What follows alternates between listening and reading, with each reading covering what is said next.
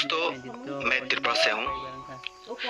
दोस्तों, त्रिपुरा में एक बहुत बड़ा गैंग रेप हुआ है 21 जुलाई को एक निष्पाप लड़की के ऊपर।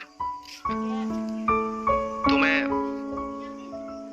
मेरे इस वीडियो के माध्यम से माननीय मुख्यमंत्री श्री विप्लव कुमार जी से ये सवाल करना चाहता हूँ कि आप कब उन दरिंदे कुत्तों को सजा देंगे?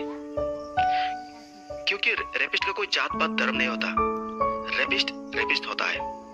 प्लीज माननीय जी, आप उन्हें जल्द से जल्द कड़ी से कड़ी सजा दे या फिर उसे फांसी दे, ताकि आने वाले कल को हर कोई ऐसा काम घिनौना काम नहीं कर सके।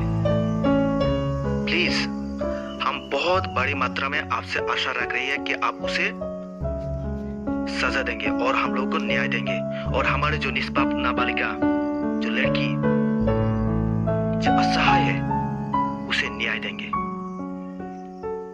दोस्तों, मेरे इस वीडियो को ज्यादा से ज्यादा लोगों तक शेयर करो, ताकि यह वीडियो हमारे माननीय मुख्यमंत्री जी और पूरी हिंदुस्तान जान सके। धन्यवाद।